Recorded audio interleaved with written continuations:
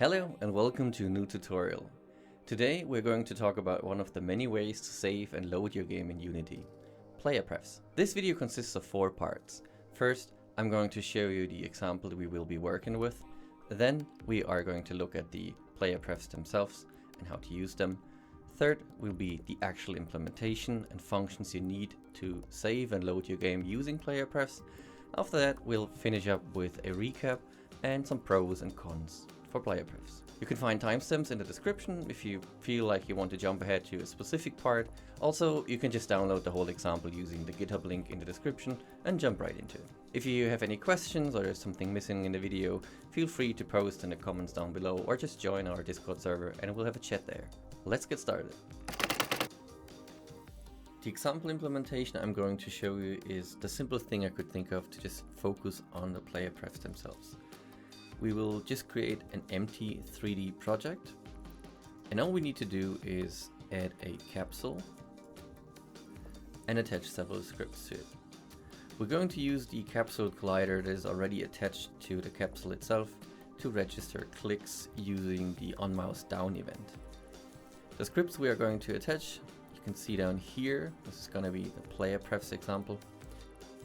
As you can see, there are other scripts down here. You find one video for each of those to save data. If they've already been released, you get a link to them shown in the top right corner now, and also a link in the description. If not, I'd suggest subscribing so that you get notified as soon as they are released. In the script itself, we will be using the onMouseDown to register clicks on our capsule, and all we're going to do here is to count how often we did clicking by adding a field of type integer up here that is holding our data. This one will be used to save and load using the PlayerPrefs. PlayerPrefs are a built-in mechanic to save data in Unity. They are part of the Unity engine library, and what you can do with them is saving strings, floats and integers. But that's about it. The data stored using PlayerPrefs is then saved in a file or registry depending on your operating system. In the documentation you can find a list of that. In my case, I'm on Windows, so in this example we will be saving the PlayerPrefs using the Windows registry under software, example company, example product name and its key. And those two, example company and product name, will just be whatever you set up as a company and product name in Unity's player settings. The key is manually defined by us. We'll look into that in the example itself. There's an important difference if you look at the standalone player storage location, which is when you actually build and run the game as a standalone application. If you're using the editor itself while still in development, those paths are slightly different, but they're also stated in the documentation. The static methods you will be using when using PlayerPrefs are quite limited. The most important ones, get float indent string as well as set float indent string down here, will be the ones we will be using to load and save floats, ints and strings. Now let's look at the way to actually save and load the data and go back to our script. We've already seen how to register the clicks and where they are saved. Let's now look into the actual code to achieve this. The first thing we want to do is call the corresponding function on PlayerPrefs. Since we are using an integer to count our clicks, we have to call setInt. We then use a key. In that case, I've specified that key to be hitCount key. It can be any kind of string, but it has to be of type string. And then we just pass in the hitCount itself, and that's what's going to be saved. After we did call the setInt function, we also have to call save to actually make sure this data gets persisted. Otherwise, it's not going to be written to the file directly. So in case your game crashes at some point, nothing is going to be saved. Keep in mind that you don't need to call save if the game is quit normally, because it's automatically called in the onApplication exit message, which is the last message that's going to be sent by Unity. The reason I don't just put the string in here, but instead save it in a private read-only field up here is, as you can see, because we need it in several places, and it's always a good idea to just save a string in one location and then reusing this field instead of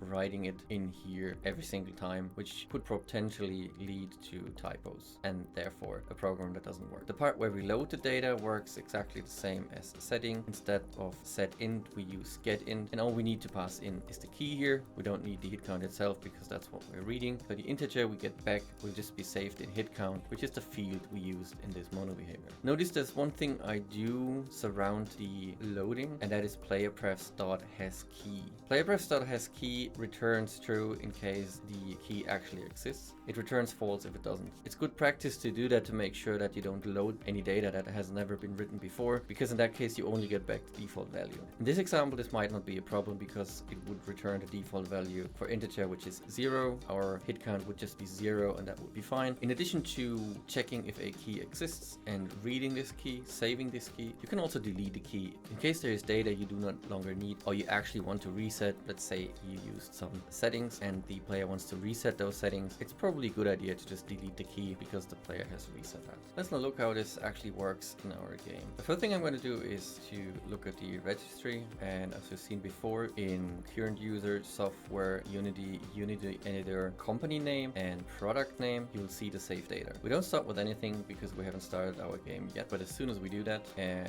over here monitor the hit count, you can see it's going up. And when I go back to the registry, just have to click somewhere else and back in here so that it actually refreshes. You can see there's some data saved that Unity needs for other reasons, but the only one we're interested in is the one that has our hit count key included. You can already see it is set to 10 here, but you can also go to modify, decimal, and now you can see the data is saved in plain text right here. And that is the problem I mentioned earlier. So if I change this one to, let's say 15, save it. First of all, you can see the 15 is saved here. I'll go back to my game, and now the 15 is loaded in here. So this is important to keep in mind here because the data could be easily modified by a user.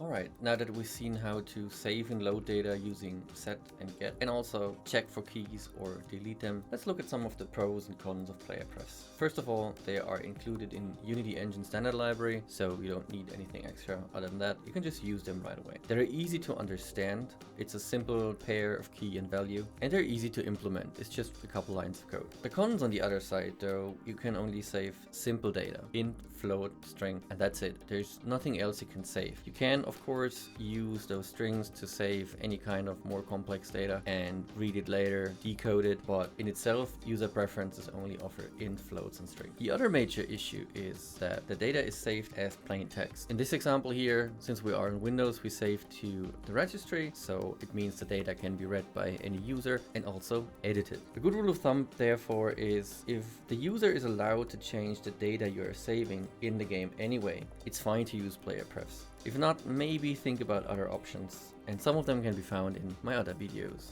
Alright, that's it for this tutorial. I hope you learned how to use PlayerPrefs to save and load your game in Unity. If you have any questions or you missed something in the video, feel free to post them down below in the comments or just join our Discord server and we'll have a chat there. See you there.